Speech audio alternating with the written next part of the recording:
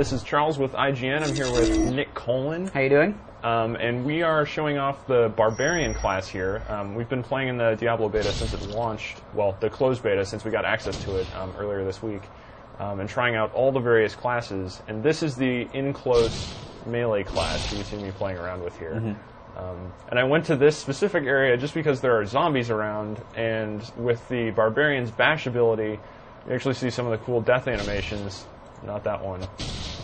There. Well, first of all, the Barbarian can just knock people all over the place, which I think sets him a little bit apart from the other classes, because he's quite literally punching zombies all over the screen. But if you watch closely on some of these deaths, you will actually punch zombies directly out of their skin. As you see right there, there's just a skeleton left and the little blood smear on the ground. So that gives you a sense of what Blizzard's trying to do with the overall power of this class. Yeah, I remember thinking the Barbarian class would be fairly boring. This is sort of your standard swinging, attacking class. But every single impact sends something flying. Yeah. And it's super satisfying to watch. Yeah, I mean, it may not look like as much if you're just watching it, but when you're actually controlling these things and you get that direct relationship between the attack input and the fact that the zombie goes flying across the screen, it's really cool. So right now you're using the bash ability, which is just sort of your basic level 1, single target, decent damage. Yeah, sorry, I'm trying to get away from this guy so I can actually show off what his skills are. So every character class in Diablo 3 has a different resource type. It's not just mana for each character, and you don't have potions that regenerate your resource type, so you're sort of reliant on the unique mechanics of each. So the Barbarian gets Fury, which you can see here, which is now diminishing, my Fury globe. So out of combat, he loses that resource. So I basically have to keep attacking things in order to use my abilities that cost Fury. So it's a lot like Rage from World of Warcraft. So if I think you might even generate Fury when you're attacked as a Barbarian. I'm not sure. I didn't notice that yet, but I know in his skill list he has these are the active abilities. So in total you get as you level up, these just auto unlock. There's no skill points to put into any of these, and you get eventually 6 actives and 3 passives. I don't have any passives unlocked right now. What level are you right now? My guy is 7. 7. So you've got a few abilities already. I've got some leveling to do here. But so he has Fury generators, and these are attacks that at least cleave and bash can be used repeatedly in quick succession to generate the Fury that you can then use to initiate the Fury spenders, which are like this Hammer of the Ancients is just a big attack with a huge actually critical chance increase. Battle Rage is just a buff.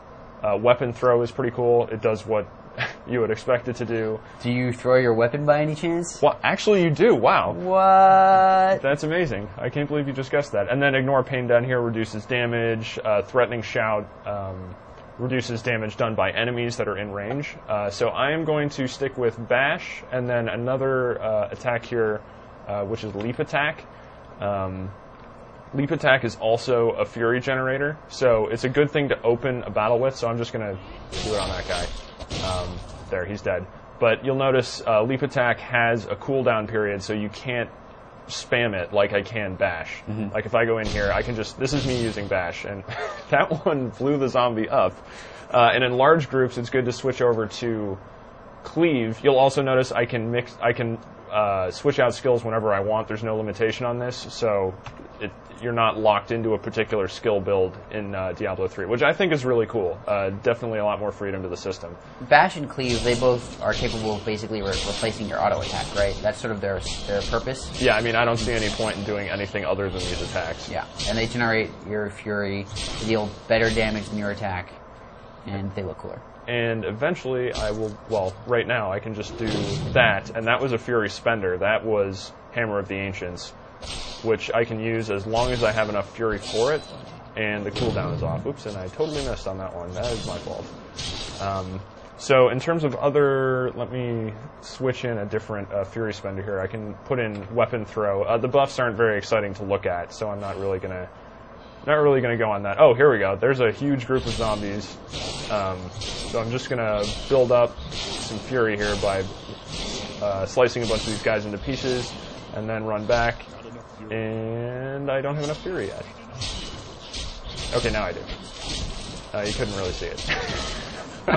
I apologize for the fail on my part. I'm going to have to make that a little more obvious. All right, here. Oh, God. Zombie habs. There we go. So I just threw my weapon at him. So it's good for if there are any escaping enemies, and I don't know why zombies would run away, but if there are, you can chase them down with that. Yeah, that's very true. And all the enemies have different behavior routines, and some of them do tend to run away with you, so run away from you. So if you wanted to chase them down, you could. Another thing, you'll notice there are health globes that drop from enemies, like these up here, which are important for the Barbarian because he has to be up close in combat all the time, basically. Oh, there, I cut that guy in half and he's still coming at me. So those will, hey, I leveled up. Those will increase my health, but otherwise I do actually get health potions. So if I were to go into this group of zombies and take some damage, which I'm going to do real quick. So much damage. Stop blocking. My shield is so good. That guy just died. All right, so there. I took a potion just to regenerate that small amount. There is also a cooldown on here, so you cannot potion spam like you were able. Holy man, those tombstones just got completely obliterated. So you cannot potion spam. So that's basically a one-time use thing. Which it definitely changes up the gameplay a lot because you're not constantly trying to hit your potion buttons. I'm going to check out what oops, there's my weapon throw. It can be specifically targeted to certain areas. I'm going to check out what I just unlocked, which was Ground Stomp, which is a Fury generator. So I'm going to put that in here, and now I don't actually have a spender, so I'm going to get rid of Leap Attack and put in Hammer of the Ancients just because I like Hammer of the Ancients. It is pretty cool looking. It looks like Ragnarok's hammer from World of Warcraft. That is a good observation. And I'm actually going to switch out Cleave because Bash is more fun. Even if it doesn't attack as many targets, it does cause them to explode. So if I go over here and use Ground Stomp, there we go. So it actually stuns targets around me. So that's great for running into battle and getting a few free hits in to generate some Fury before enemies can actually do any damage to me. So even though you don't have it right now, because you just took it off, I feel like Leap Attack and Ground Stomp would be a really good initiation combo. Oh, that's actually a good point. Let me do that. So I'm gonna get rid of probably a good idea to keep Bash on there. Yeah, I need Bash. So I'm gonna put Leap Attack on here. So I go essentially 2, 1, and then start hitting people in the face. Let's see if I can get these guys kind of rounded up here. Alright, so there's my Leap, Ground Stomp to stun, and then I guess it would make more sense if I'd Cleave here, because I could attack multiple targets at once. But I think that just gives an overview of like how you can actually combine these skills together to achieve different effects depending on how you want to play. Like, I don't have to play like this, I can just switch anything else in if I want to, and I haven't unlocked a majority of the skills anyway.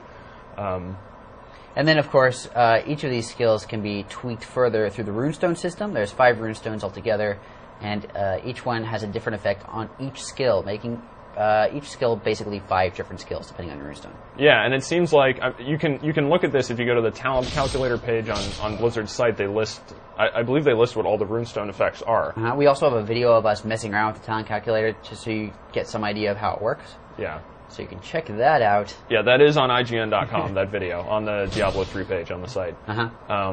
But yeah, unfortunately they're not in the beta right now. I don't know if they'll be rolled in later or something like that, but they could have a really interesting effect on late game character builds and just how you play. And then of course there's all the equipment effects and everything like that. But hopefully that gives you an overview of what it's like to play as the Barbarian in Diablo 3. And for a lot more on the beta as we continue coverage, just head over to IGN.com.